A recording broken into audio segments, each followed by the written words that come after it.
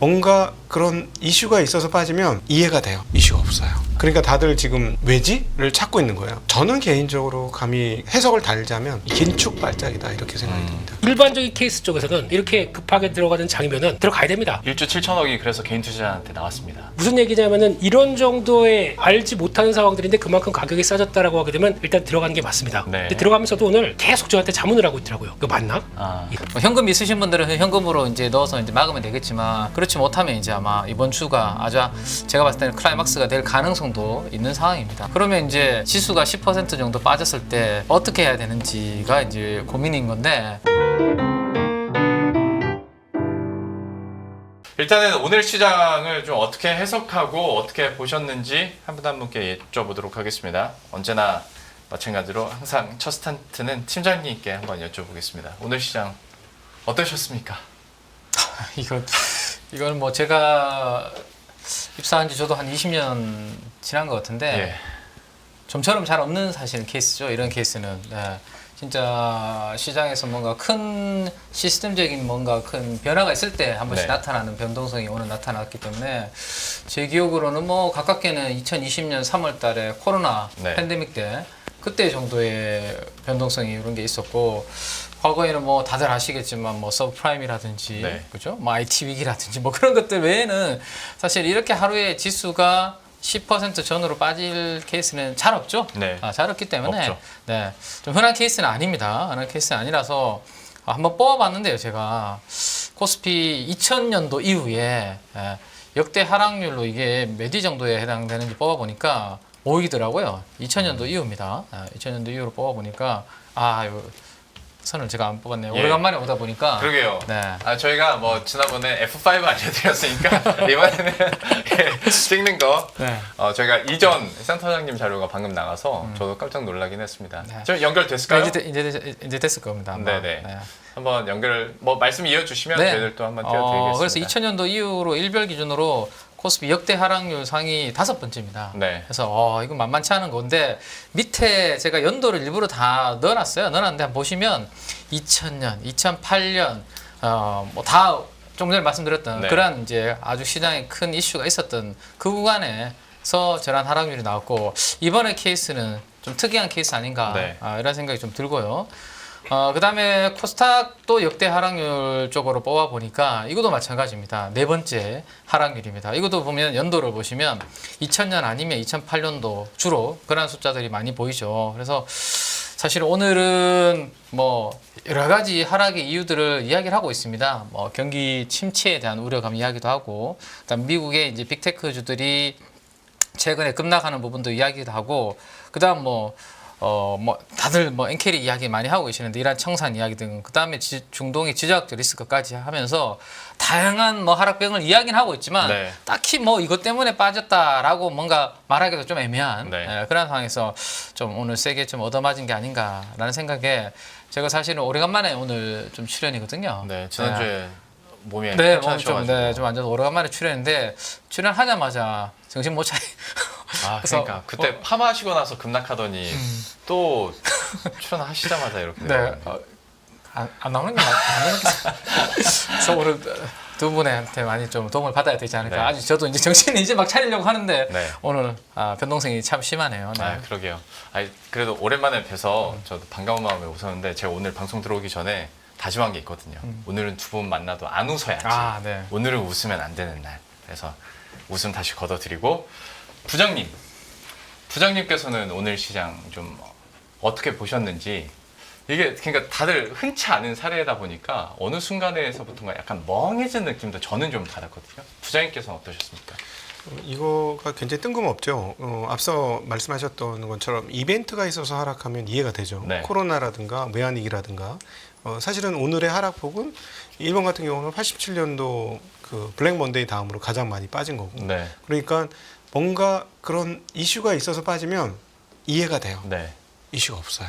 맞습니다. 그러니까 다들 지금 왜지?를 찾고 있는 거예요.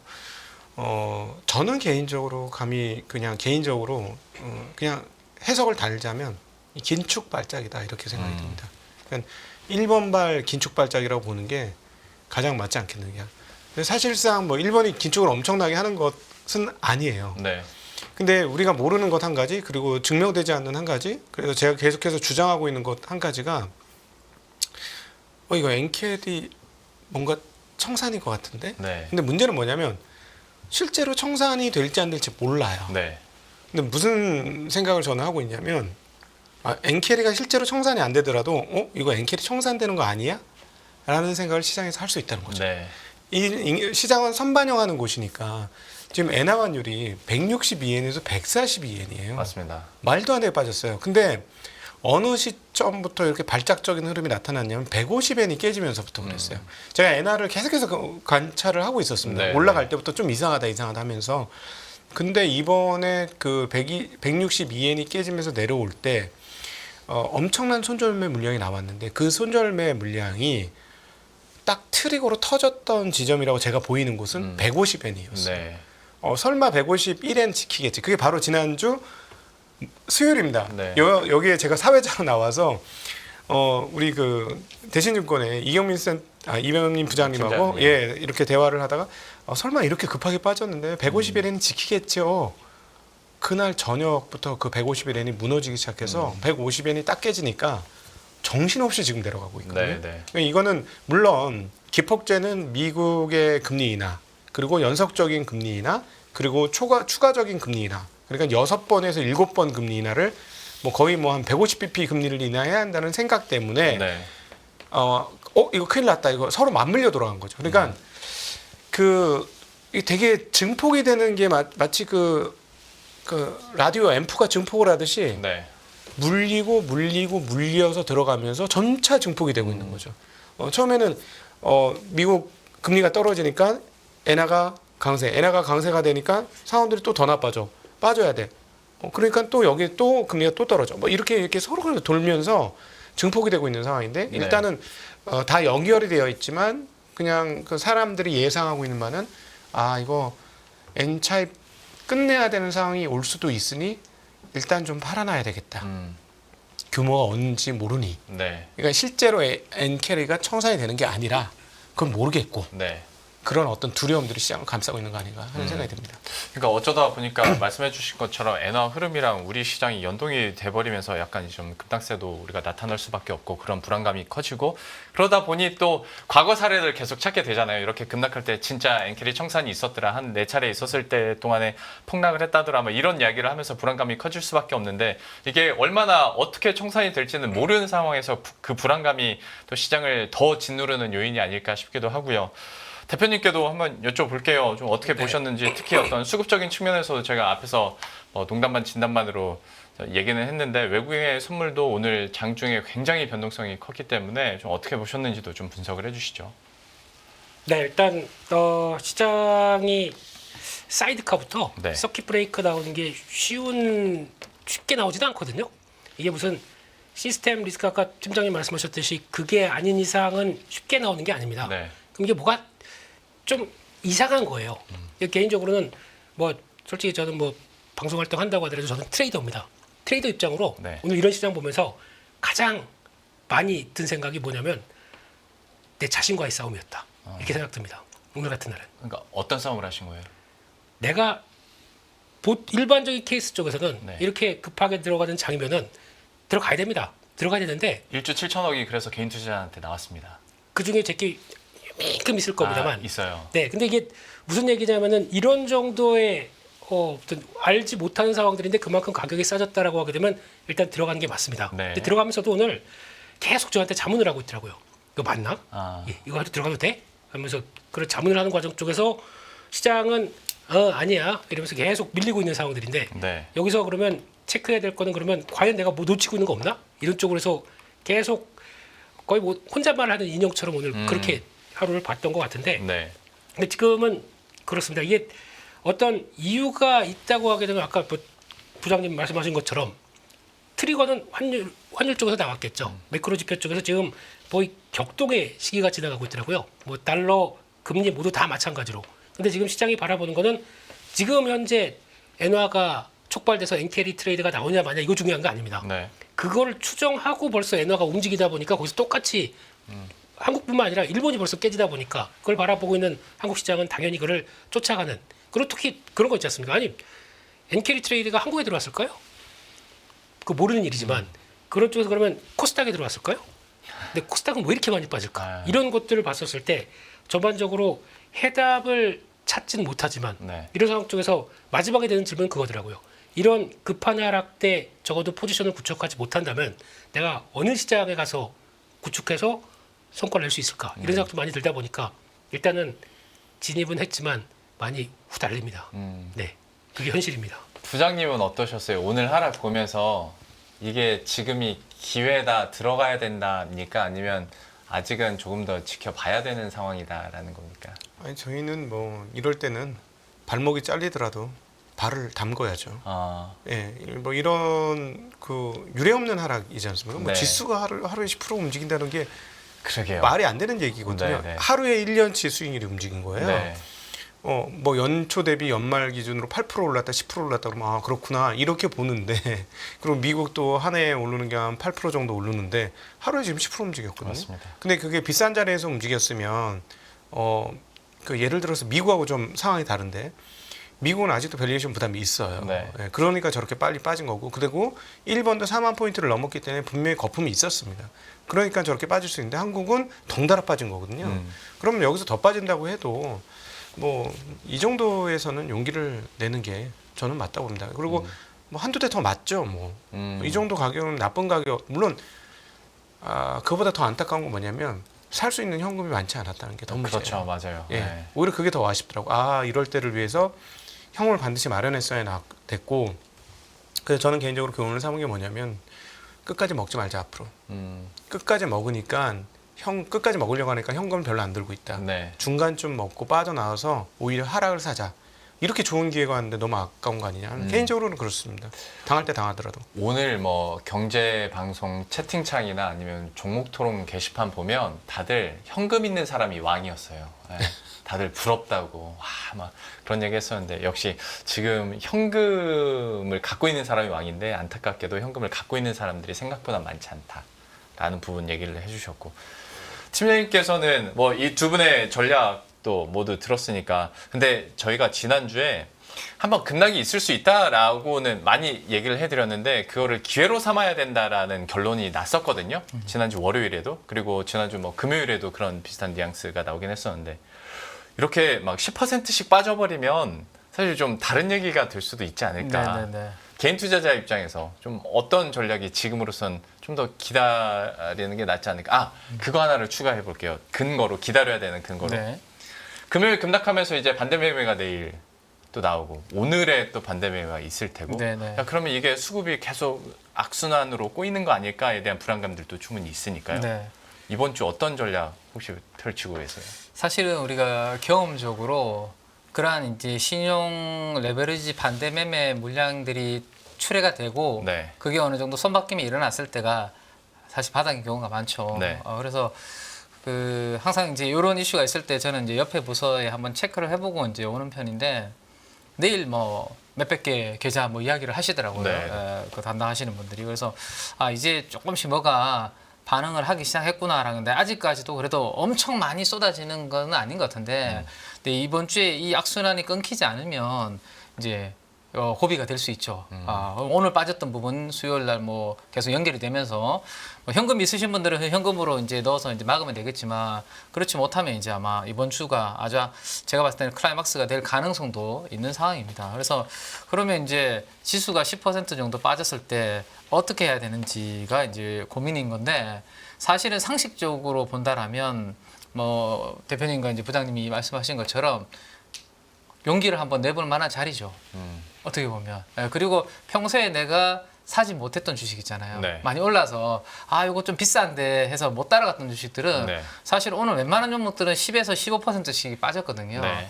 그러면 밸류 부담도 좀 줄어들었을 것이고 그런 종목들이 만약에 있다면 스터디가 되어 있다면 사실 오늘 같은 날 소액이라도 분할 매수를 한번 해볼 만한 타이밍인데 사실은 그게 이제 심리적으로 쉽지가 않죠. 왜냐하면 내일 오늘 미국장 안 오르면 내일 또 반대매 이 생각을 하게 되거든요. 그쵸. 그러면 오늘 사도 내일 더 빠질 텐데라는 생각을 하면 그렇게 나가기는 좀 쉽지 않은 부분이 있습니다. 그러면 조금 전에 두 분께서 시장의 지금 하락의 원인 중에 하나를 엔캐리에 대한 두려움으로 지금 빠지고 있다라는 말씀을 주셨잖아요. 예. 그러면 제가 봤을 때는 좀 편안하게 하려면 그 하락의 원인 중에 적어도 한두 개 정도가 뭐 하나라도 제거가 좀 돼야 된다라는 게 제 생각입니다.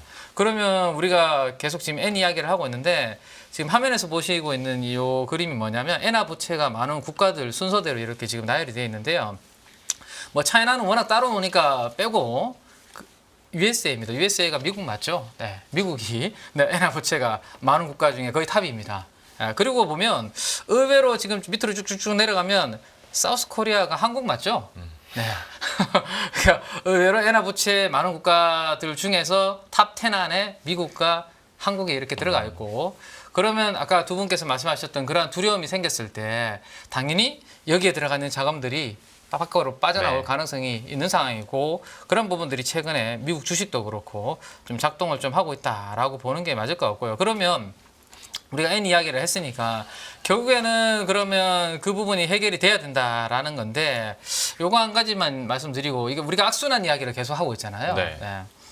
지금 이제 알고리즘도 뭔가 트리거를 건드렸다는 이야기도 지금 좀 나오고 있습니다. 이거는 뭐 외사에서 나온 내용을 가지고 제가 한번 정리를 뒤에는 요 해놓은 건데 그래프를 가지고 해놓은 건데 CTA라는 게 있어요. CTA라는 것은 주로 이제 원자재 이게 C가 앞에 커머더티거든요. 네. 원자재 트레이딩하는 부분인데 원자재는 우리가 밸류에이션이 안 되잖아요. 적정 가치라는 게 그렇기 때문에 추세가 만들어졌을 때 따라가거나 뭐 이렇게 추세 추종 전략을 하는 것을 우리가 보통 CTA 관련된 부분들 이야기를 많이 하는데 이게 이제 컴퓨터 프로그램으로 알고리즘을 걸어놓고 딱 그 트리거에 움직이게 되면 샀다가 네. 또 그 깨고 내면 팔고 막 이렇게 하는 부분인데 문제는 이런 것들이 같이 좀 많이 움직이는 성향이 있거든요.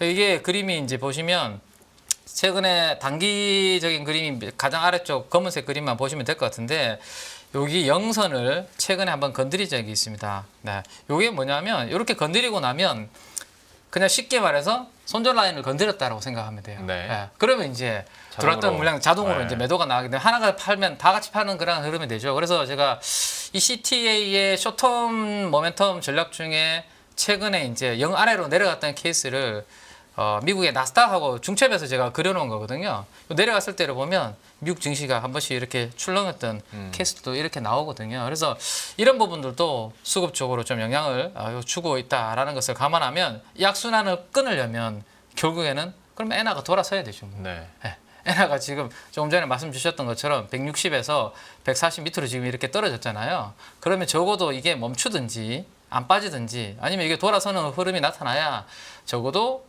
엔캐리 관련된 막연한 두려움은 없어지면서 시장의 반등 트리거 정도는 최소한 하나 정도는 나올 것 같은데 그러면 장중에 아니면 지금 이 밤에라도 뭐 해외 주식 하시는 분들은 계속 이 엔화를 보고 계셔야 되지 않을까 싶어요. 네, 그렇죠? 네. 예. 그리고 마지막으로 하나만 더 말씀드리면 우리가 엔캐리라는 게 이제 저금리의 이런 뭐 통화 엔화를 차입을 해가지고 고수익 통화라든지 뭐 높은 쪽 금리에 투자를 하는 거잖아요. 대표적으로 지금 그쪽에 트레이딩 많이 하고 있는 쪽이 바로 멕시코 페소 쪽입니다. 고수익 통화가. 근데 지금 보시는 것처럼 그림에서 보시면 엔화는 이렇게 밑으로 지금 140원까지 떨어지는 거를 제가 그림을 조금 전에 보여드렸는데 페소는 위로 지금 올라가고 있는 그런 그림이거든요. 급락을 하고 있다는 겁니다. 가치가. 왜냐하면 매도가 나오니까요. 매도하고 다시 엔화로 돌아가니까. 그러면 엔화와 페소가 지금의 흐름과의 반대 흐름이 되죠. 반대 흐름이 나타나면 되죠. 지금 엔화가 강세가 되고 있는데 다시 약세로 되고 이 페소가 지금은 약세되고 있는데 강세로 바뀌면 이 엔캐리 관련된 이러한 불안감은 좀 사라지게 되고 적어도 그거 하나가 해소가 되면 좀 시장이 적어도 기술적 반등 정도는 나오지 않을까요, 그죠? 그때 요 흐름들을 좀 보시다가 내가 빠지는 구간에서 좀 눈여겨본 종목들을 그때 공략하시는 게 차라리 좀 나을 수도 있죠. 왜냐하면 이게 끝나지 않으면 다음날 증시가 그렇죠. 어떻게 될지 네. 모르니까 네. 적어도 요런 정도 확인하시면서 대응을 하면 그래도 조금 낫지 않을까 정도의 뭐 말씀을 좀 드리고 싶습니다. 네. 엔캐리 청산에 대한 뭐 불안감들, 불확실성들 그리고 엔화 강세에 대한 불안감들 이게 좀 일단은 마무리를 지어줘야 된다라는 건데 일본의 외환 당국의 적극적인 개입이 있지 않는 이상 지금으로서는 불안감이 커지니까 좀 여쭤보는 건데 앞에서 6시부터 이제 일본 전문가들과 또 얘기를 하셨지 않습니까? 엔화에 대한 흐름들이나 엔캐리에 대한 전망들은 좀 전문가들이나 또 부장님께서는 좀 어떻게 전망하고 있던가요? 이번에 그 N이 그 하 밑으로 쫙 강세로 돌아든 결정적인 계기는 역시나 미국 금리에서 나왔어요. 예. 그래서 미국 금리가 중요한데 그런 측면에서 저는 많이 안 남았다는 생각을 합니다. 감히. 왜냐하면은 10년물 국채 금리가 지금 3.7이에요. 네. 근데 저 생각에는 이게 예를 들어 2.5 옛날처럼 2.5 미만 이렇게 빠질 수 있느냐 한번 고민을 해봐야 되는데 인플레이션이 안정되고 있습니다만은 지금부터 2%까지 가는데 꽤 시간 걸릴 거 아니에요. 네. 지금 2% 중반에서부터. 그러면 10년 국채 금리라는 게 아무리 앞으로 경기가 좀 안 좋아지고 할지라도 아무리 그래도 인플레이션보다 낮아지면 안 되는 거 아닙니까? 네. 채권이 인플레이션보다 금리를 안 주면 웃기는 거잖아요. 그렇죠. 그런 측면에서 보면 예를 들어서 인플레이션이 지금 한 2.5 정도가 되는 상황에서 천천히 내려갈 걸로 추정되는데 여기서 뭐 10년물 국채 금리가 3.5 이하로 내려 꽂는다?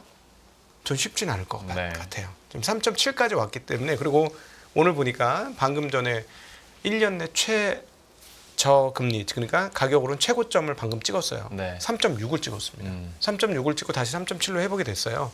자, 그런 측면에서 일단 금리가 안정되면 엔화의 약세 흐름도 상당 부분 좀 그 탄력이 죽을 가능성이 있어 보입니다. 그래서 사실은 엔화를 보시긴 하셔야 되는데 더 근원적으로 보셔야 되는 거는 1번 금리 상황일 가능성이 매우 높다. 근데 지금 보니 10년물 국채가 3.6대를 찍고 3.7로 회복된 걸 보니 지금 시장은 되게 안 좋고 선물 시장도 막 정말 떡락을 했고 그다음에 개별 주식 선물도 뭐 4, 5%씩 다 빠지고 이렇게 보이지만 오히려 뚜껑 열고 시장 개장을 하게 되면 금리가 추가적으로 급락하지 않으면 그게 뭔가 어떤 방어 진지를 마련해줄 가능성도 있어 보인다. 아. 그렇게 개인적으로 생각을 합니다. 그래도 엔화나 뭐 미국의 국채금리 관련해서 약간은 희망이 엿보이는 얘기도 해주셨는데 다만 이제 또 투자자 입장에서 이번에 대표님께 여쭤보자면 대표님께서 이제 워낙 지금은 좀 담궈야 되는 그런 시장이라고 또 부장님께서도 얘기를 똑같이 해주셨으니까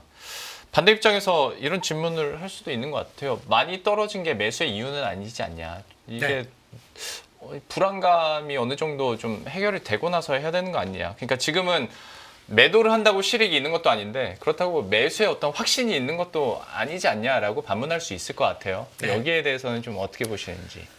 매매하다 보면 그런 경우가 있습니다. 이게 일단 지금 시장이 벌어지는 상태에서 그러면 지금 막 진행이 되는 제가 이거 떨어지는 칼날을 잡지 말라고 그러지 않습니까? 네. 근데 만약에 떨어지는 칼날이 어느 정도 진행됐다 그게 어딘지 몰라요? 네. 예측 못합니다. 네. 모르고 그 다음날 만약에 저희가 알고 있는 극도의 상황들이 변화가 들어온다. 갭상승이 세게 나와요.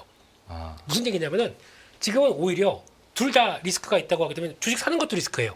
네. 반대로 주식 손절해가지고 다 없는 것도 리스크입니다. 네. 지금 이 상황 쪽에서 어떤 리스크가 더 클까에 대해서 비교를 해봐야 되겠죠.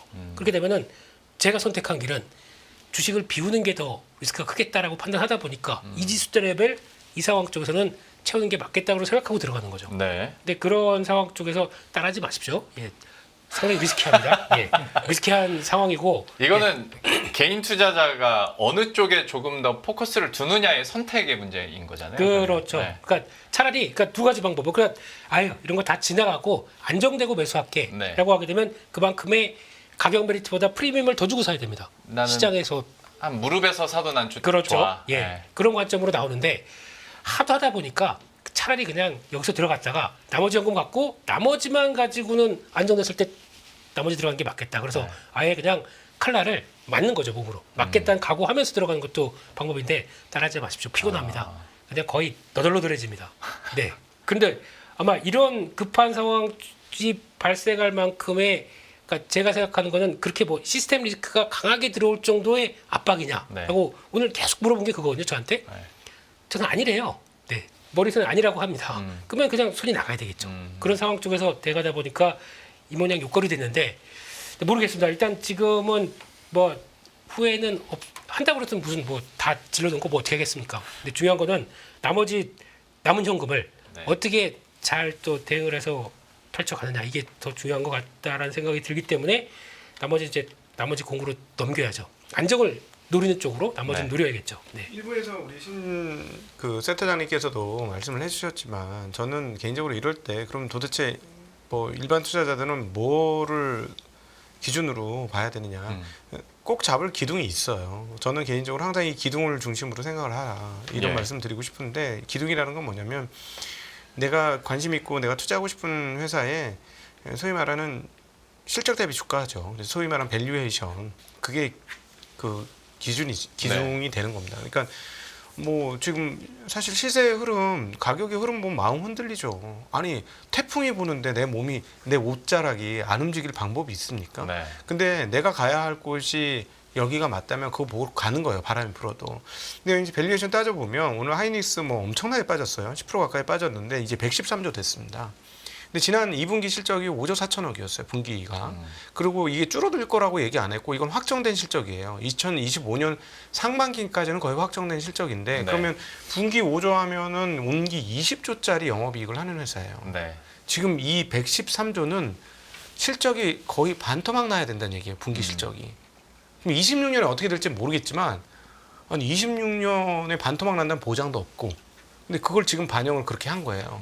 그러면 사실 그렇게 따져보면 이 정도 가격이면 매력적인 그동안에 우리가 하이닉스 못 사갖고 너무 속상했고 20만 원 올라갈 때 배 아팠는데 네. 찬스가 된 걸 수도 있고 삼성전자도 이제 420조 대까지 떨어졌어요. 네. 근데 이번에 보셨다시피 2분기 실적이 10조예요.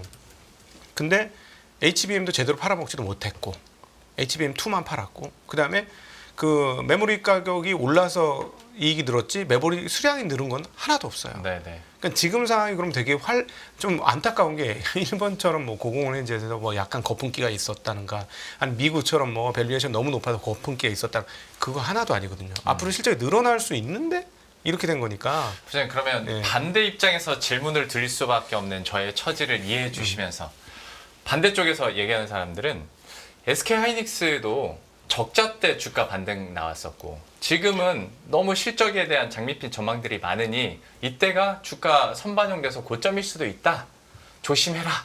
라고 말하는 분들도 분명히 있거든요. 네. 이건 좀 어떻게 풀어갈 수 있을까요? 그러니까 그게 이제 과거에 18년, 19년, 그다음에 21년, 22년 궤적 때문에 그렇죠. 18년에서 말씀드렸지만 20조 원 영업이익 하던 회사가 2조 했고 21년에 엄청난 흑자를 내던 회사가 22년 적자 전환이 했거든요. 그러니까 이게 단위수가 수십조 단위 차이가 나는 거예요. 네. 전년 대비. 그러니까 26년도 그렇게 되면 그 논리가 맞아요.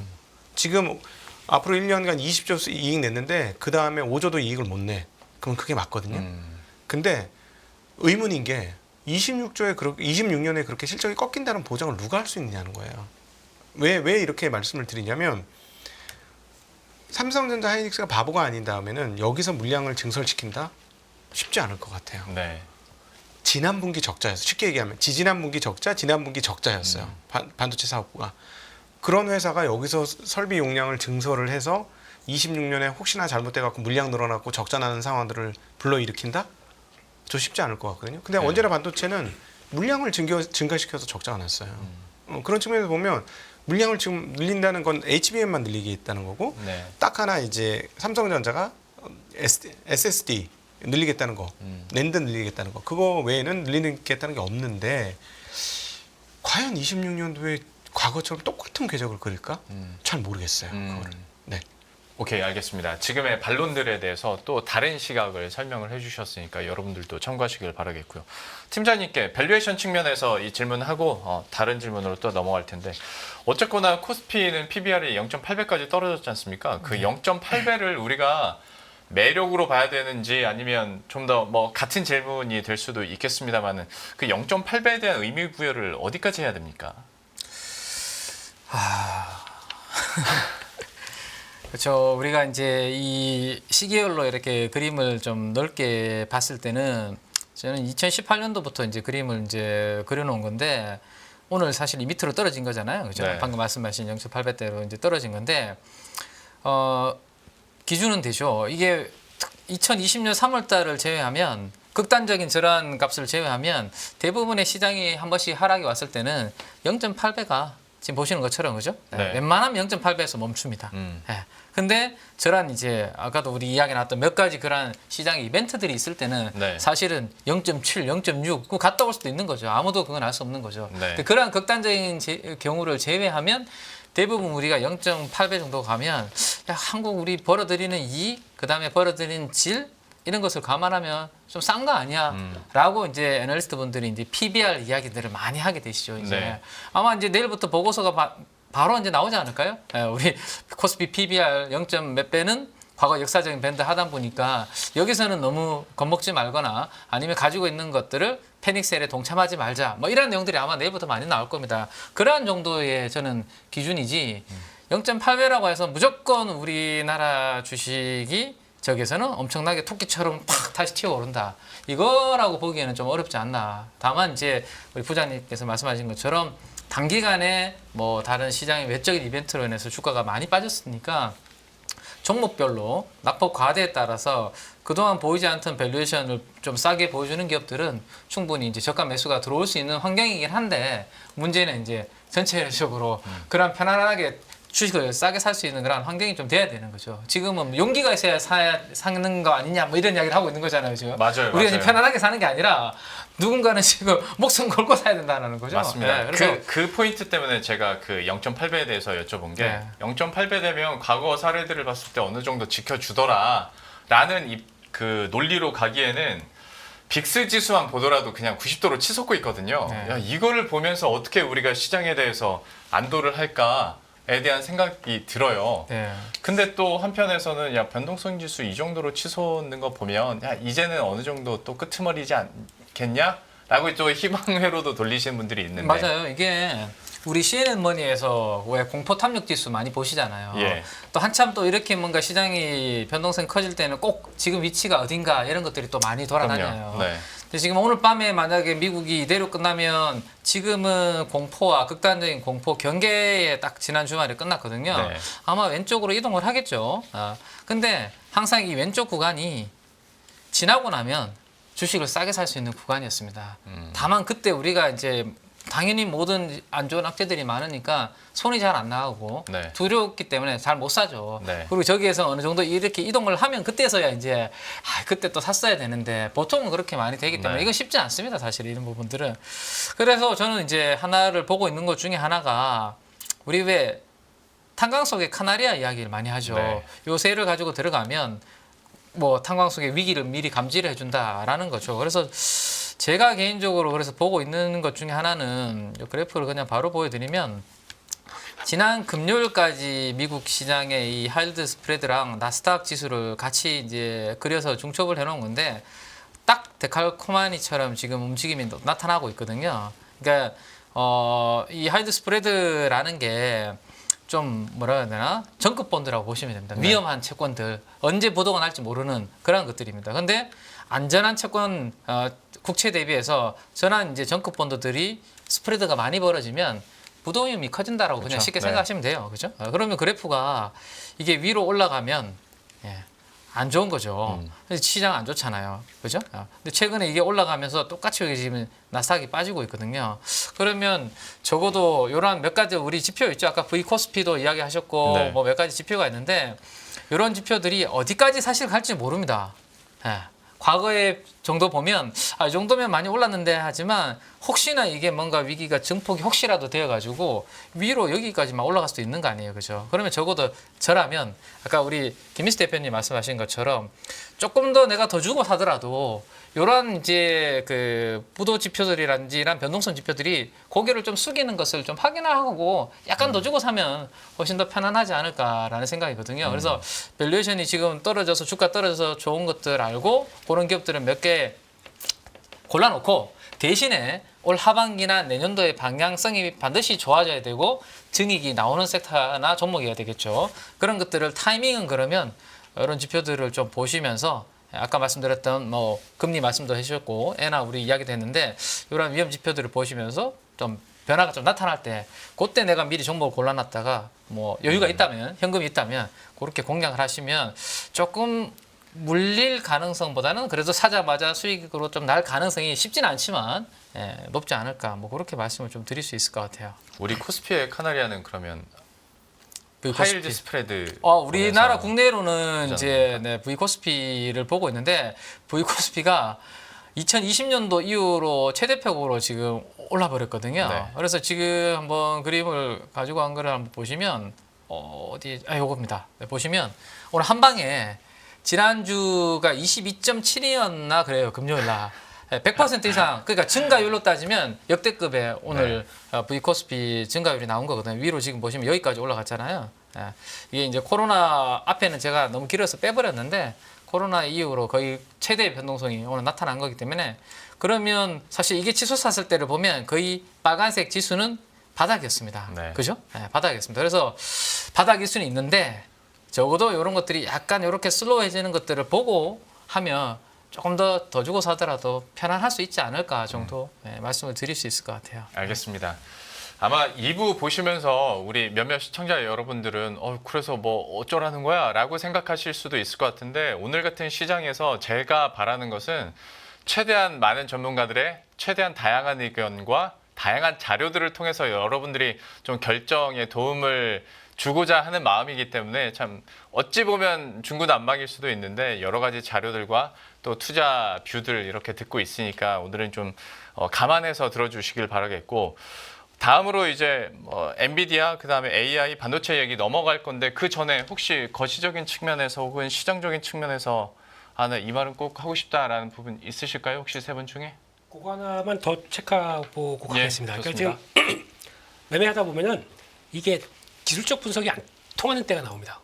기술적 분석을 무참하게 밟아버리고 네. 가장 좋은 거는 기술적 분석 없이도 주가가 탄력받아서 위쪽의 변동성 나올 때는 진짜 해피한 거죠. 네. 그냥 팔아버렸는데 나 이만큼 갖고 있는데 주가 계속 올라간다 그러면 제일 좋은 겁니다. 근데 그게 아니라 반대의 반대의 케이스거든요. 경우일 때는, 예, 네. 지금은 뭐 어디가 저점인지 모를 정도로 계속 빠지고 있는 상황들인데 그나마 여기서 그래도 제 개인적으로는 가장 잘 맞는다 그러면 이격도입니다. 이격도. 예, 이격도 정도는 그래도 볼 필요가 있고 거기서는 그렇게 되기 시작하게 되면 아무리 무슨 사건이 나오고 예전에 지금보다 더 심했을 때는 IMF 때가 있었습니다. 네. 네, 종목들 막 3일 연속으로 하한가 들어갔던 그런 때 같은 케이스를 본다고 하더라도 이격도는 거의 거짓말을 안 하더라고요. 그러니까 극한까지 가게 되면 결국에는 극한을 또 극한으로 끌어올리는 게 이격도의 특성이기 때문에 그만큼 매물이 없다. 그러면 그냥 조금만 사도 훅 들어오거든요.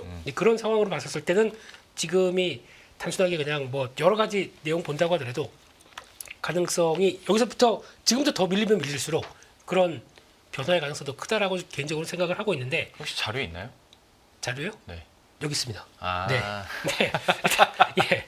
일단 밸류에이션 잠깐 그거 한번 보시게 되면요. 예. 약간 PBR 얘기를 많이 하셨는데 네. 또 하나 PR도 볼 수 있는 거지 않습니까? 그렇죠. 네, PR도 지금 보게 되면 아마 코로나19 위기 때 거의 비슷한 데까지 내려갔다고 하더라고요. 선행 트레일링이. 그러니까 그러면 지금 8.7배, 9배가 저희가 보통 코스피 밸류 볼 때 PR은 한 대충 10배, 네. 예, PBR은 0.9배 네. 많이 이렇게 책정합니다. 다 그 밑으로 들어오는데 PR은 더 밀리죠. 근데 이게 하나 이제 고민해야 될 게 지금 하반기 대한민국 증시의 체력을 얘기할 때 실적이 상반기는 좋았어요. 네. 상반기에는 한 9% 이상 들어왔고 만약에 반도체 쪽 빼게 되면은 4%대인가 증가로 하면서 이제 그 정도까지는 들어오는데 네. 하반기는 정체입니다. 무슨 얘기냐면 그 증가율 차원으로서는 거의 멈춰 있어요. 네. 그렇다는 얘기는 이걸 가지고 PR로 보기는 조금 좀 부담스러울 수가 있고 거기다가 하반기에 괜찮은 섹터가 뭐냐라고 했을 때 실적으로 얘기한다 그러면은 몇 개 없습니다. 지금 나오고 있는 반도체, 화장품, 조선, 방산 이런 거 몇 개밖에 없거든요. 네. 그런 거 빼고 나머지가 확산이 돼야 되는데 그래야 증가율적으로도 보완해주면서 쭉 올라가겠죠. 요게 지금 안 나오는 건 조금 아쉬운 측면들이죠. 요게 변화가 되기 시작하면서 다시 변화가 나오기 시작하면 그때 또 자신감을 얻겠죠. 근데 요거는 아직은 PR로는 좀 설명하기가 조금 좀 어렵다. 지금 나머지가 그래서 얘기하는 PBR 가지고 지금 얘기할 수밖에 없는데 그래서 지금 예전에 나왔던 그 코로나19 때 나왔던 저점 때 본다 그러면 오늘 찍었던 2,400이 거의 저점으로 들어옵니다. 지금 바람이죠 이제 지금부터는요. 네. 그런 쪽밖에 안 되는데 그러니까 그만큼 빠르게 가격 메리트는 들어왔다는 쪽으로 보는 게 맞지 않나 싶긴 한데 이건 이제 지나고 나서 보아야 될 네. 얘기이기 때문에 지금 당장 저희가 여기서 그래서 지금이 저점입니다 할 수 없습니다. 그런 얘기는. 네. 저 방금 좀 현타 왔습니다. 왜요? 2,400을 우리 바람을 담아야 되는 이 지경이 그게 어제 다르고 예 이틀 만에 바뀌었어요 지금 시장 상황이. 그러게요. 네. 네. 아 금요일도 급락한다고 막 특집하고 다들 경제방송들 난리 났었을 텐데 오늘은 장중에 계속 막 사이드카 막 서킷 브레이커 터졌으니까요. 내일은 어떻게 될지 한번 보면서. 저도 그럼 한 가지만 말씀드릴까요? 좋습니다. 네. 우리 대표님께서 이제 이격도 말씀을 해주셨으니까 우리가 지금 보니까 좀 사는 쪽 이야기들만 좀 드리고 있는 것 같아요. 어떻게 보면 언제쯤 사야 될까? 뭐 어떤 걸 사야 될까? 결론은 약간 세 그런- 분은 비슷하게 그죠? 났죠. 약간 그런 네. 말씀 드리고 있는데 사실은 지금 개인 투자분들 제가 이제 뭐 이렇게 보면 이미 다 주식 들고 있어서 네. 살 돈 없다라고 하시는 분들이 그렇죠. 네. 되게 많으시거든요. 그러면 그런 분들은 그러면 지금 던져야 되는지 아니면 참아야 되는지 그거를 한번 그래도 말씀을 좀 드리는 게 너무 한쪽만 우리가 현금 있다 생각하고 사는 쪽만 이야기만 맞아요, 좀 맞아요. 한 것 같아서 그래서 제가 계속 이제 반대 입장에서 질문 드렸는데 저 방금 듣다 보니까 근데 지금 매도에 실익이 있습니까? 그렇죠. 그래서 지표를 보면서 네, 네, 확인을 좋습니다. 하고 알겠습니다. 이걸 보면 과거에 이랬으니까 지금은 내가 굳이 패닉셀에 동참할 필요가 없구나. 아. 뭐 이격도 다음으로 그러면 가지고 계신 분들의 입장에서 우리가 항상 이렇게 주가가 많이 빠질 때 어느 정도 수준까지 이게 빠졌는지를 볼 때 등락 비율이라는 걸 보거든요. 네. 상승 종목수, 하락 종목수 이런 것들을 비율을 따져가지고 보는데 오늘 보니까 역대급으로 지금 떨어진 것 같거든요. 코스피가 73 정도 숫자를 보여주고 있고 코스닥은 이제는 70 밑으로도 내려온 것 같은데 한번 그래프를 가지고 그냥 보시면 될 것 같아요. 3년 동안의 ADR의 흐름인데 거의 80과 120 이걸 기준으로 보통 이제 ADR을 많이 보시는 것 같아요. 80 밑으로 떨어지면 과매도인 거죠. 그러니까 네, 상승 종목수가 너무 없다라는 거죠. 네. 네, 위로 올라가면 과매수인 거죠. 네. 그래서 이 위에서는 조금 가지고 있는 주식들을 좀 챙겨주는 게 많고, 그렇죠? 이 밑에서는 웬만해서는 내가 가지고 있는 기업이 좀 똘똘하다면 조금 빼쪽한 걸로 허벅지 좀 찔러가면서 좀 버텨야 되는 약간 그런 코스피의 위치를 보여주는 건데 코스피보다 더한 게 지금 코스닥의 위치인 것 같아요. 네, 오늘 70대까지 지금 이렇게 완전히 밑에까지 떨어져 버렸는데 작년에도 그렇고 작년 하반기 우리 9월달, 10월달, 11월달 떠올리시면 되게 힘들었습니다. 그때 그때 지금 보시면 그 밑으로 잠깐 가기도 했었는데 그래도 그때 참았던 게 맞았죠, 그죠? 그러면 지금도 그 정도 수준까지 뭐 이번 주에 떨어질지 모르겠지만 내가 지금 현금 없이 주식을 어떻게 하지 못하고 물려서 내려왔다라면 그래도 기업이 조금 괜찮은 기업이라면 지금은 너무 섣불리 매도에 동참하지 말고 한 번쯤 기다려보는 것을 고민해 보실 만한 위치 아닌가 그렇게 한번 말씀 좀 드리고 싶네요. 알겠습니다. 물론 좀 험한 얘기입니다만은 ADR이 아니더라도 우리 개인 투자자들은 느낌적인 느낌으로 과매도 구간이라는 걸 너무 체감을 하고 있으실 텐데 실제 지표로 봤을 때도 지금은 그러한 구간이니 혹시 물려 있더라도 만약에 내가 분석을 해서 좋은 기업이라고 하고 숫자가 나올 거라는 확신이 있다면 굳이 여기서 팔 필요보다는 좀 고통스럽지만 좀 가져가면서 인내를 해보자라는 코멘트까지 들어봤고요. 그러면 이제 시장이 회복하거나 혹은 지금 갖고 있는 종목군들 중에서 우리는 이 직전의 대장주였던 반도체와 AI 쪽을 계속 가져가야 될지 아니면 그 외에 다른 섹터군에 대해서 우리가 전략을 세워야 될지 한번 얘기 나눠보도록 할 텐데 부장님 오늘 그 엔비디아 블랙웰 얘기도 참 많이 나왔었습니다. 뭐 AI에 대한 어떤 고밸류나 아니면 의심에 대해서 직전에도 없던 건 아니었고 그러다가 좀 뉴스화돼서 터지기도 했던 건데 반도체주나 AI 관련주에 대해서 현 시점에서의 투자 의견은 좀 어떻게 가지고 계세요? 저도 개인적으로 그 최근에는 사실은 그 밸류업 관련 주식들을 계속 사고 있었어요. 사고 있다가 네. 오늘은 밸류업을 사면 안 되겠더라고요. 왜냐하면 밸류업 살 일이 아닌 게 밸류업은 덜 떨어져요. 떨어지긴 떨어지는데 네. 근데 뭐 두 자릿수로 떨어지는 것들이 있어요. 네. 시가총액 상위 대형 네. 종목들. 지금은 저는 공략은 이쪽으로 하는 게 맞다고 봅니다. 그러니까 뭐 시가총액 상위 종목 중에 배당도 많이 주는데 오늘 두 자릿수 떨어졌다? 아주 좋아요. 예, 그러면은 조금 마음 편하게 배당도 싸게 확보하니까 배당률이 올라갔겠죠? 네. 10% 빠지면 배당률이 1% 올라간 거죠. 예, 그러니까 배당도 뭐 늘어났고 그런데 배당도 많이 주고 근데 시가총액 상위 주고 꾸준한 기업. 그런 거는 일단 최우선순위라고 볼 수 있겠고 네. 개인적으로 이제 개파락이 났지 않습니까? 이 개파락이 났는데 지금 오늘 앞서서 이제 시장 밸류에이션 얘기해주고 막 했으니까 아니 왜 저희가 오늘 이게 황당하냐면 왜 그리고 뜬금없다는 표현을 쓰냐면 위기에 0.8배 나오는 거 오케이 콜 뭐 그럴 수도 있지. 그럼에도 난 살 거야. 이런 개념인데 지금 건 뭐냐면 위기야? 잘 모르겠는 거. 그렇죠. 근데 모르는 막 그래서 주변에 그러는 거예요. 북한이 쳐들어온 것 같아. 네. 뭐 어디서 전쟁이 난 것 같아. 자 그럼 중동에서 전쟁이 났어? 그럼 중동에서 전쟁이 날 거면 물론 지금 뭐 이란 확전을 원하지 않는다는 얘기 나오고 있습니다만 그럼 유가가 올라야죠. 그럼요. 네. 유가 안 오르잖아요. 네. 그러니까 이거는 어떤 특별한 이슈가 없는 거예요. 그러니까 되게 황당하고 뜬금없고 그런 건데 모르겠습니다. 앞서 제가 보기에는 시스템 트레이딩도 굉장히 강력한 역할을 했을 거라고 봅니다. 그 재미나게도 일본 증시 87년 그 저기 블랙 먼데이 이후 최고로 많이 빠졌거든요. 네. 블랙 먼데이도 기계에 의한 매도 폭발이었어요.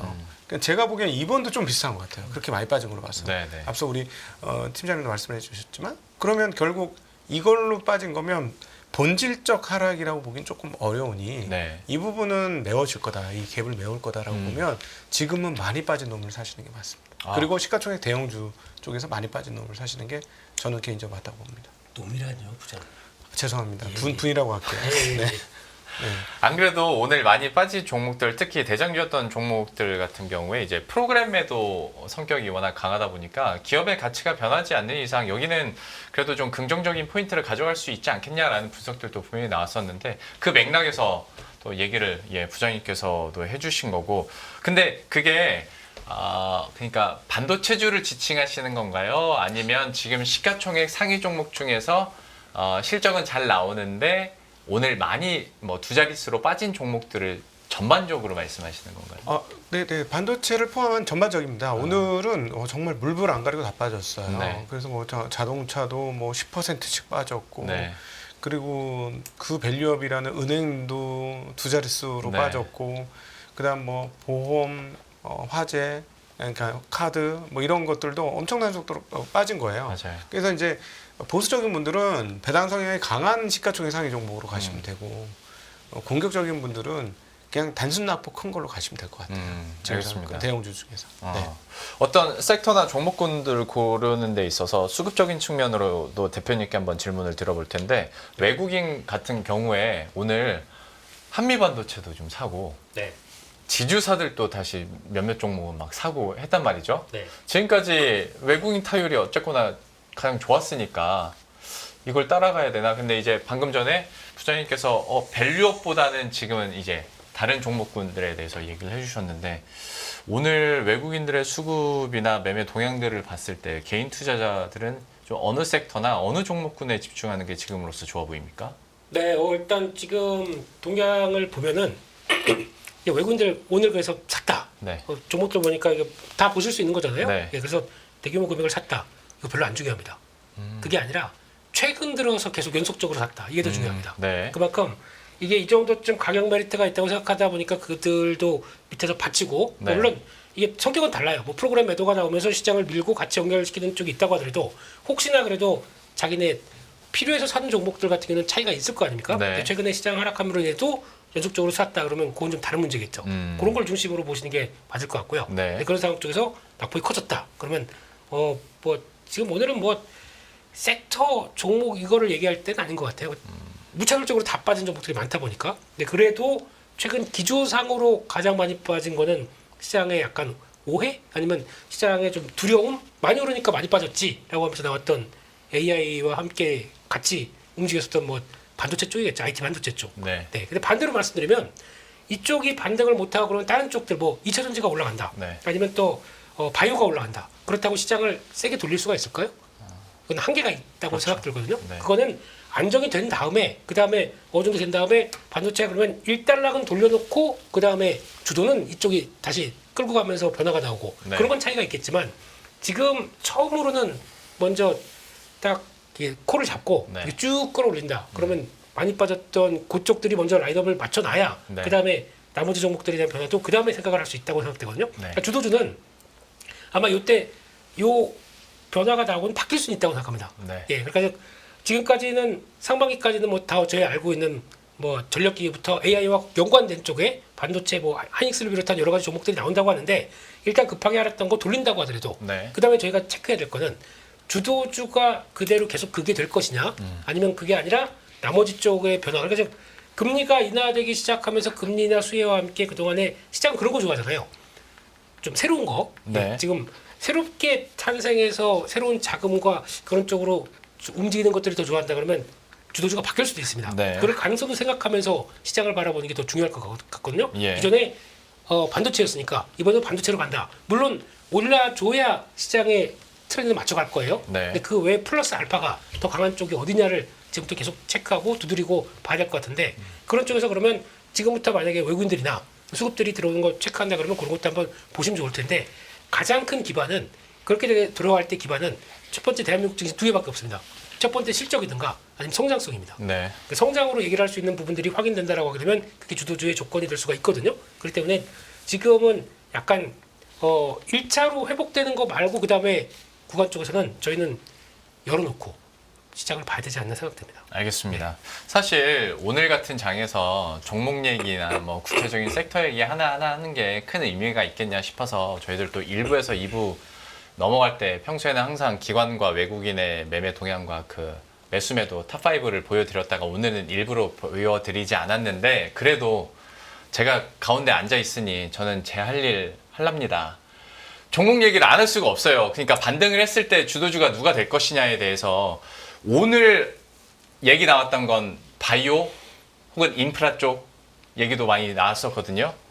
회복을 했을 때 주도주 역할을 누가 해줄 수 있을 것인가. 말씀하신 것처럼 실적과 성장성을 갖추고 있는 섹터군은 그러면 어디인가에 대해서 잠깐만 좀 논의를 했으면 좋겠는데 팀장님께서 어떤 아이디어 갖고 계신지 그러니까 지금의 회복 국면으로 간다고 가정을 했을 때 네. 예. 그 어려운 부분이거든요, 진짜. 그 부분은 진짜 어려운 부분입니다. 아, 저는- 몰라요. 네. 가봐야 모르죠. 합니다. 맞아요. 예. 이거 누가 이걸 뭐 이거는 뭐 점을 보는 것도 아니고 아무도 모르죠. 내일 지수가 어떻게 될지도 모르는데. 그래서 자신 있게 얘기한 사람은 네. 오히려 사고 아유. 예, 그렇습니다. 일단 1차적으로는 저는 이제 아까 부장님께서 말씀하신 부분이 저는 맞다라고 생각되거든요. 이렇게 시장이 무차별적으로 빠졌을 때는 일단은 반등 줄 때는 제일 많이 빠진 종목 그들이 1차적으로 가장 먼저 튀어오르고 우리는 이제 근데 그 기술적 반등 세게 오르는 것도 중요하지만 추세적으로 주도주가 되는 종목을 사실 사는 게 훨씬 더 좋고 편안하잖아요. 네. 근데 제 경험적으로는 시장이 이렇게 한번 샥이 한번 와서 뭔가 수급적으로 한번 털림이 나면 주도주가 색깔이 바뀌는 경우가 간혹 있었습니다.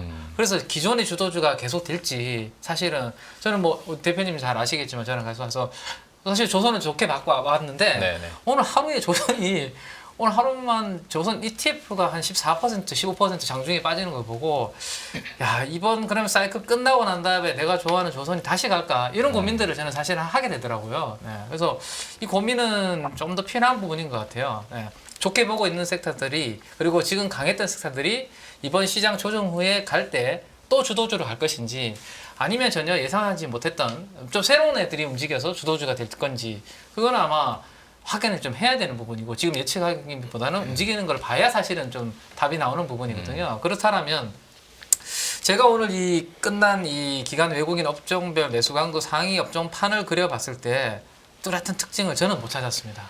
오늘 일단 오늘 저가 매수 기관들이 들어온 쪽이 이 판이고요.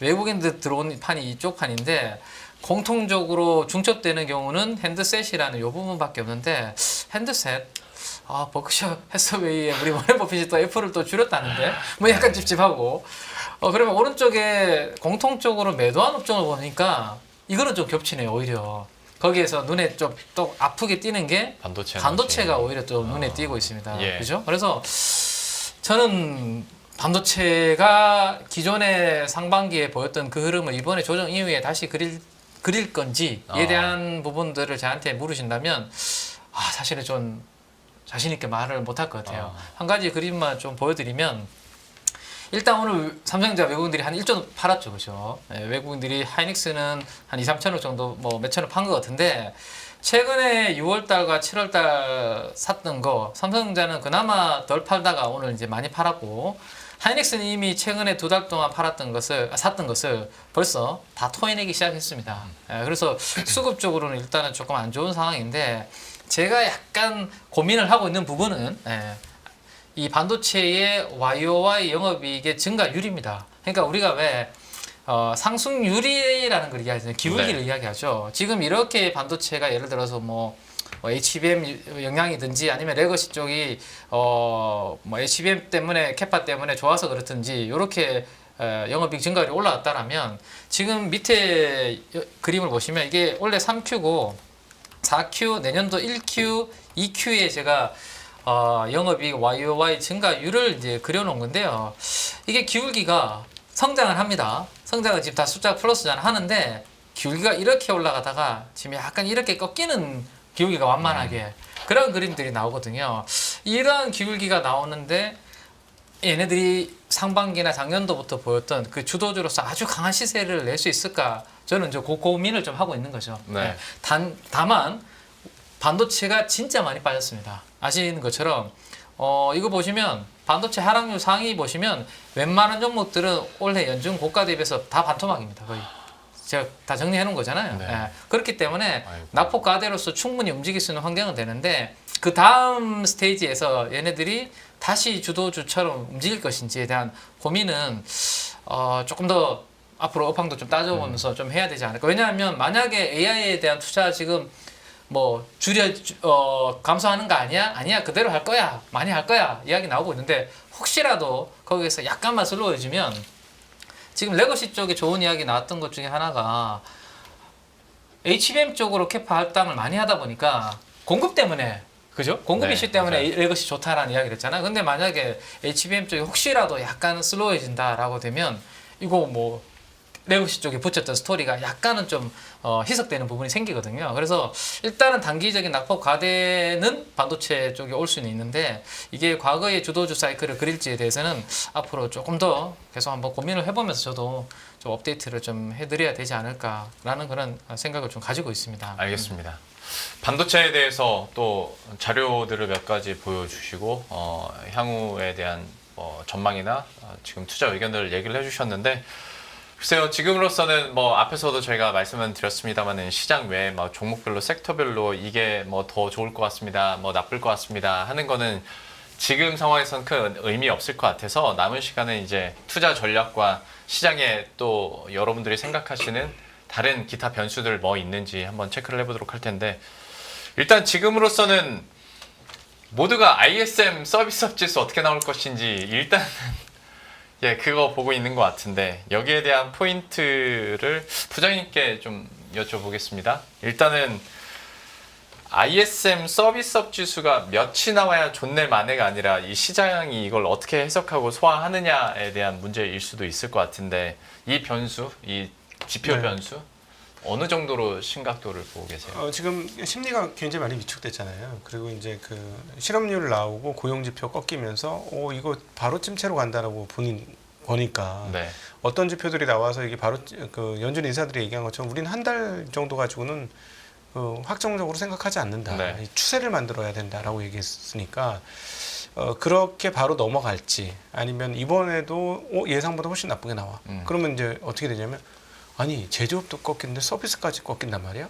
진짜 침체네. 진짜 침체를 받아들이는 분위기예요. 만약에 잘 안 나오면. 아니 이미 침체는 반영하고 있어요. 네. 근데 그게 이제 조금 더 조금 더 추가로 심리의 공포감을 더 줄 거냐 여부예요. 네, 제가 보기에는 지금 2년물 국채금리가 또 다시 17bp가 떨어지고 있어요. 네, 네. 정말 깜짝 놀랄 만한 지금 10년물과 2년물 국채금리 역전이 정상화되고 있습니다. 순식간에. 그 정도로 2년물이 많이 빠지고 있는데 지금 안 그래도 조마조마한 상황이잖아요. 그래서 심리가 증폭될 수도 있어요. 이게 이것까지 서비스까지 나쁘면 야 이거 진짜 침체인 걸 네, 이렇게 되는 거죠. 근데 좀 그 기이한 건 미국 경기가 그렇게 한 방에 물론 저는 계속해서 주장했던 것 중에 하나가 한쪽은 멍들고 있다, 골마가고 있다라는 얘기는 계속했는데 이렇게 정광석화처럼 모든 게 확 떨어질 수 있을까? 거기는 의문이에요. 그래서 그런 측면에서 연준 인사들이 발언하는 것처럼 우리는 한 달보다는 조금 추세를 봐야 된다는 왜 동감을 하고 만에야 하나 진짜로 그렇게 무너지는 모습을 보이면 연준이 가만히 있을 수 있을까요? 소위 말하는 비컷 합니다. 그러니까 지금 왜 우리가 힘드냐면 따지고 보면 7월과 그리고 그 2분기에 미국 시장이 금리 인상을 예상하고 가격을 다 올려놓은 거예요. 금리를 이제 내릴 거야. 기정사실하고 선반영 시켜놓은 거거든요. 네. 근데 선반영 더 이상 이제 반영할 게 없는 거야. 금리가 내려가도. 근데 갑자기 침체 얘기 나오니까 반영할 거 없는 거에서 침체? 이러니까 한꺼번에 다 빠지는 거거든. 그 몽창 다 네. 그것까지. 그래서 제가 보기엔 지금 심리적으로 너무 위축돼 갖고 이런 상황인데 아직 추세가 결정되려면 몇 가지 지표가 더 나와야 된다. 그거는 꼭 염두를 해라. 그래서 혹시 눈여겨보는 지표가 그러면 다른 이외에 또 아. 있으실까요? 고용이죠. 고용. 예. 그리고 그다음에 이제 물가가 나오겠죠. 이 물가가 어떻게 나오는지. 예, 물가가 예를 들자면 오히려 지금 베드이스 구시대에서 물가만 한 2.7%, 2.6%뭐 이렇게 나오면 오히려 놀래서 반전이 될 수도 있습니다. 아, 그러니까 네. 다른 지표는 다 배드이스 배신데 물가 지표에서는 다시 물가가 높게 배드이스 나오면 구시로. 물가가 높게 나오면 금리를 그렇게 빨리 인하를 안 할 수도 있고 금리가 높다는 건 침체라고 보기 좀 경제가 어렵네. 그렇게 안 예. 좋지는 않은가 보다. 네네 그렇죠. 근데 어쨌든 뭐 소비 지표라든가 이런 것들이 뭐 여기서 빠그라지면 좀 심각하긴 하겠죠. 네. 알겠습니다. 주요 지표들 그리고 이걸 어떻게 해석해 나갈지 한번 잠깐 가늠을 해봤고 다른 변수들에 대해서 대표님은 좀 어떻게 보고 계세요? 경기 관련된 얘기는 벌써 한 2주 전만까지 볼게요. 2주 네. 전만 하더라도 미국의 GDP 2.8% 발표했습니다. 네. 이게 무슨 경기 침체예요? 2.8%로 예상보다 더 좋게 나오는데 예. 근데 그 뒤에 갑자기 2주 지나니까 그러니까 원래 GDP가 역성장하기 시작하면서 2분기 정도 이상 간다 그러면 리세션이라는 얘기를 하지 않습니까? 네. 이게 무슨 리세션이에요 지금? 전혀 아니거든요. 근데 그 전부터 무슨 변화가 나왔었냐면 일단 미국을 봤을 때 경기 선행 지수 네. 이거 벌써 한 지난 1년 전부터 이렇게 쭉 빠지고 있었어요. 맞아요. 네. 네. 그렇게 나온 부분들이라든가 그리고 거기다가 소비 지표는 벌써부터 그러니까 이게 연준이 뭘 보고 체크를 하느냐에 따라 다릅니다. 근데 소비 지표는 벌써부터 초과 저축 마이너스로 들어가기 시작했다고 보면서 미시간대 소비자 심리 지수는 벌써 한 6개월, 한 4개월 전부터 이게 쭉 빠지고 있었어요. 네. 이런 것까지 만약에 연준이 미리 챙겼었으면은 저는 그래서 6월달에 금리 인하를 먼저 하는 게 맞지 않느냐라고 생각하는 게 어차피 이렇게 가다가 약간 고용 지표 안 좋기 시작하면 그때부터는 충격이 더 커지니까 네. 차라리 그러면 연준 입장적으로는 조금 더 먼저 챙기면서 하는 게 맞지 않느냐라는 생각을 했었는데 아니더라고요. 그냥 대선도 있고 연준은 절대 독립적인 기관이 아닌 것처럼 보일 정도로 예. 그러니까 거기 나오는 누구에 따라서 이렇게 보다 보니까 차라리 그냥 이럴 때는 그냥 데이터 디펜던트하게 보겠다는 입장과 함께 그냥 좀 욕 덜 먹기 위해서 네. 지표 확인하겠다고 하는 거죠. 네. 근데 후폭풍이 설설 나온다고 봐야 될 것 같아요. 그러다 보니까 지금 여기까지 왔다고 보여지는데 결국에는 시그널은 계속 나오고 있었다고 봐야 될 것 같아요. 솔직히 5.5%대 금리를 가지고 1년 이상 버텼다. 이게 더 신기한 거 아니에요? 미국 시장이? 그러다 보니까 이제 그런 변화가 나오면서 이어지다 보니까 아이고 진짜 안 좋네 라고 하는 어떤 약간 경기 우려 관련된 얘기들이 나오는데 솔직히 지금 나오는 지표 가지고는 경기가 진짜 리세션으로 강하게 가고 있다. 이건 아니거든요. 근데 그게 갈 것 같아 라고 좀 지레 겁먹는 게 더 많다고 보여지는 게 지금 현상이라고 봐야 될 것 같습니다. 들어보면 대표님께서도 연준이 어쨌거나 금리 통화 정책에 대해서는 좀 실겠다라는 부분에 좀 의견을 갖고 계신가 보네요. 항상 실기합니다 연준은. 네, 워낙 그렇게 알고 너무 기대를 안 하는 거고 그러다가 이제 급박하게 나온다 그러면 그때부터는 뭐 비컷이니 뭐 자이언트 컷이니 또 나오겠죠. 네. 급한 거죠 그때부터는요. 네. 근데 그게 시장은 오히려 초기에는 좋게 안 받아들일 것 같습니다. 알겠습니다. 팀장님께서 생각하시는 추가적인 변수나 관점 포인트는 어디에 있으세요? 저는 이 시장의 모든 그 출발점은 금리의 이거 좀 변동성이 밑으로 좀 네. 가파르게 커지면서 시작이 되었다라고 생각을 하고 있거든요. 네. 그러니까 지난 7월 11일 날 지금 이제 그림에서 보시는 것처럼 이제 CPI를 발표를 했는데 그때 CPI 발표하고 2년물 금리의 위치가 이렇게 여기였습니다. 가파르게 이렇게 떨어지는 그런 그림이 나오거든요. 그러다가 잠깐 4.5 정도 수준에서 멈추다가 지금 이렇게 급락을 하게 된 거거든요. 그래서 시장에서 이제 기정사실화도 받아들인 거죠. 물가 나오고 이게 금리 인하로 9월 달에는 하는 거구나라고 했는데 거기에다가 이제 뭐 고용과 같은 데이터까지 안 좋게 나오다 보니까 이제 저렇게 좀 내려갔는데 이번에 연준의 성명서에 보면 두 가지에 다 충실하겠다라는 이야기를 이번에 합니다. 그러니까 지금까지는 물가를 안정적으로 네. 잡겠다라는 이야기를 했다면 이번에는 두 가지 사명에 충실하겠다는 이야기하는데 그 두 가지라는 게 하나가 바로 고용인 그렇죠. 거죠. 물가와 고용 안정이잖아요. 그러면 결국에는 고용이 혹시라도 좀 안 좋게 나온다면 서비스업이 그나마 좀 잘 버텨왔는데 혹시나 서비스업이 잘 안 돼서 거기서 고용이 뭔가 좀 찌그러지고 이런 이슈가 되면 오늘 루머가 그게 저는 확인을 못했는데 장중에 루머가 돌았던 것 같아요. 예. 긴급 뭐 오늘 페드에서 회의 열어가지고 그냥 긴급 인하한다. 그 루머 맞죠? 뉴스만 뉴스화 되긴 했었는데 네, 확인이 이게 된 사실 거죠. 네. 확인은 안 됐죠. 그렇게 지금 시장에서는 막 이제는 기다리고 있는 거죠. 네. 연준에서 뭔가 긴급한 회의를 그러니까 하기를. 외부 네. 보고서에서 그렇게 해야 되는 거 아니냐 음. 뭐 그 정도만 나왔었어요. 네, 그렇죠. 그래서 지금 제가 봤을 때는 뭐 그런 부분들이 뭐 충분히 그러면 연준에서 나서서 방어할 것이고 시장이 끝까지 완전히 무너지진 않거든요. 네. 항상 이제 또 하방을 막아주는 이벤트들을 만들고 하기 때문에 오늘 서비스업이 어떻게 나올지는 사실은 뭐 제가 예측할 수 있는 부분은 아니지만 그 결과에 따라서 시장의 변동성이 있더라도 또 나서서 이제 그런 부분들을 막아줄 거니까 그 부분은 조금 이제 여유를 가지고 그 대신에 좀 봐야 되겠죠. 네, 그렇게 한번 보시면 오늘 밤에 잠 못 잘 것 같은데. 그러게요. 참 선물 시장도 그렇고 유럽 증시도 그렇고 이제 또 미국 시장 개장하고 뭐 지표들 나오면 잠 못 드는 밤이 되지 않을까 싶습니다.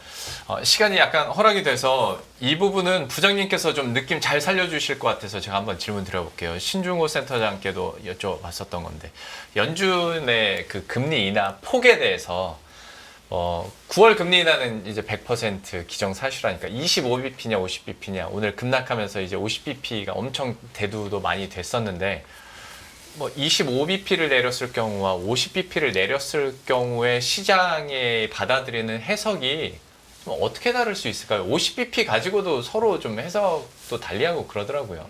지금 그 향후에 나오게 되는 이제 인플레 앞서 말씀드렸던 뭐 CPI 지표라든가 네. 고용 지표들 어떻게 되느냐에 따라 달라질 것 같아요. 사실은 연준은 그 데이터 보고 나서 계속 하는 얘기지만 데이터 보고 결정하겠다. 데이터와 상황들이 우리를 결정하는 거지. 그 금리는 그냥 우리 마음대로 하는 게 아니라 우리는 무조건 데이터 보고 한다고 했으니 50bp를 내린다고 할 정도면 진짜 지표가 나빠진 거예요. 그렇죠. 근데 한 가지 걱정은 뭐냐면 생각보다 많이 골맞었다는 거죠. 그러니까 뭐냐면 지금 미국의 전체 그 시장에서 우리가 미국을 제대로 보기 되게 어려웠던 건 뭐냐면 자산 가격의 증가가 자산을 보유한 사람들에게 되게 행복한 시즌을 열어줬어요. 네. 그래서 이 사람들은 아무 문제 없이 잘 살 수 있었고 호황을 구가하고 있었습니다. 근데 반대로 금리가 높은 상황에서 중소기업이라든가 만기가 도래한 채권을 들고 있는 기업들을 그리고 상업부동산 이런 쪽은 이미 굉장히 어려워졌고 그쵸. 그 AAA 예를 들어 A 프라임 등급의 상업용 부동산도 원금 손실로 상환이 되고 이런 상황이었고 그리고 자산이 전혀 없이 임금만으로 생활하는 임금 노동자들 입장에서는 고용이 점차 나빠지고 있기 때문에 임금 상황도 나빠지고 있는 것이라고 네. 봐야 돼요. 근데 이제 한쪽에서는 분명히 멍들고 있었음에도 불구하고 고금리를 유지할 수 있었던 거는 자산을 보유한 사람들이 너무 호황이었기 때문에 그렇습니다. 네. 그러니까 이 호황 때문에 다른 쪽에서 멍들고 있었던 게 그냥 감춰져 있었다는 것이죠. 그래서 만약에 50bp를 내렸고 50bp를 내리는 상황에 그런 지표들이 계속 나온다는 건 생각보다 이미 여기 멍들어 있었던 데가 드러나기 시작한 거라서 그거는 뭐 시장에 조금 충격을 줄 수 있을 것 같아요. 그럼에도 불구하고 그렇다면 금리를 연속으로 또 컷할 수 있잖아요. 지금 네. 채권 시장이 생각하는 것처럼. 그래서 어느 정도는 방어를 연준이 하려고 노력은 할 것 같긴 합니다. 네.